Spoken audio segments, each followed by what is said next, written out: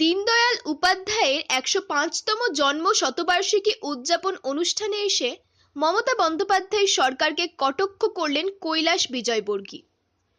কৃষি বিল নিয়ে বলেন, কাটমানি চলে যাওয়ার আশঙ্কায় তারা বিরোধিতা করেছেন।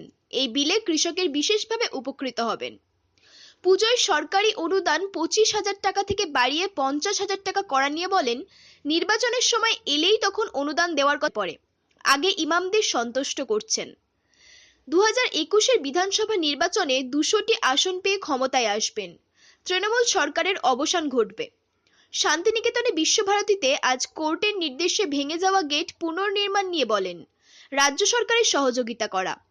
বিজেপির সাংসদ অর্জুন সিংয়ের ওপর রাজ্য সরকার পুলিশকে দিয়ে ও বিভিন্নভাবে হেনস্থা প্রসঙ্গে বলেন, যখন উনি তৃণমূলে ছিলেন তখন ভালো ছিলেন, বিজেপিতে আসার পর উনার ওপর আক্রমণ হচ্ছে। এর জবাব মানুষ দিয়েছে এবং ভবিষ্যতে দেবে। ব্যারাকপুর থেকে দেবপ্রিয় সরকারের রিপোর্ট, বাংলা নিউজ। अभी बहस चल रही है कृषि नीति की। ये नीति उन गरीब किसानों के लिए है जो 1 एकड़, 2 एकड़, 3 एकड़ जमीन के माध्यम से अपनी खेती करते हैं।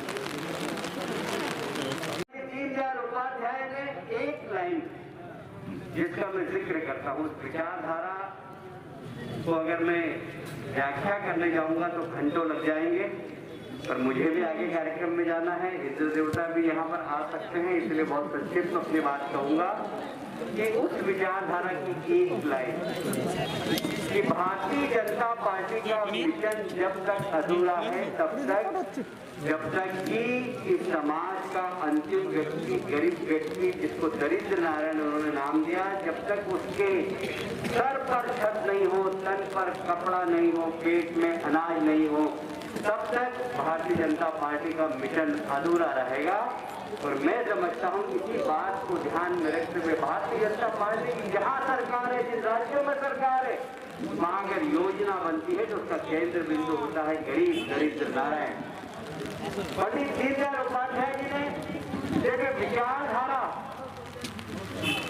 लिखी थी, जब पंडित दीनदयाल उपाध्याय जी ने एकात्म मानववाद दर्शन का चिंतन करके उसको किताबों में उतारा था। टीएमसी में थे जब तक बहुत अच्छे इंसान थे। उन्होंने भारतीय जनता पार्टी की जैसी सदस्यता ग्रहण की, उनके ऊपर सैकड़ों केस लगा दिए, लगभग 100 से ज़्यादा केस लगा दिए।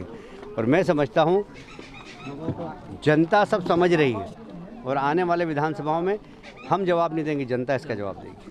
25,000 था पहले, इस साल ममता सरकार 50,000 कर दिया है। देखिए, ये चुनाव प्रलोभन है।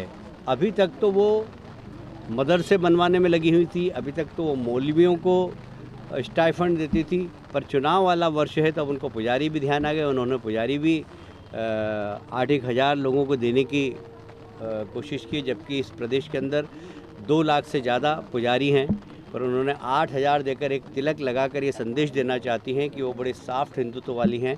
पर सारा प्रदेश जानता है और सारा देश जानता है कि तुष्टीकरण के कारण उन्होंने जिस तरीके से प्रदेश में अराजकता फैलाई है, जिस तरीके से तुष्टीकरण के कारण शिक्षा में, हमारे यहाँ माँ बोलते हैं, हमारे यहाँ माता जी को मम्मी बोलते हैं, पर अब शिक्षा में अम्मी लिखना चालू कर दी। ये शिक्षा में जो परिवर्तन हो रहा है, ये तुष्टीकरण की नीति के कारण हो रहा है। और इसलिए मुझे लगता है कि बंगाल को बचाना है, बंगाल की संस्कृति को बचाना है, तो ममता जी को अपदस्थ करना होगा, ममता जी की सरकार को हराना होगा और एक राष्ट्रवादी सरकार इस प्रदेश में लाना होगा। विश्वभारती का गेट सर, किसी बिल के बारे में सर, एक मिनट सर, किसी बिल में सर कांग्रेस सीपीएम तृणमूल विरोध कर रहे हैं, आप क्या बोलेंगे इस बारे में? देखिए, जो लोग किसानों के साथ है वो इसका विरोध नहीं करेंगे, जो लोग बिचौलियों के साथ है वो इनका विरोध करेंगे, क्योंकि बिचौलियों की दुकान बंद हो जाएगी। वो सब आड़तियाँ जो कि किसानों का शोषण करते थे, उनकी दुकान बंद हो जाएगी। इसलिए जो लोग विरोध कर रहे हैं वो उनके साथ खड़े हुए, भारतीय जनता पार्टी किसानों के साथ। सर,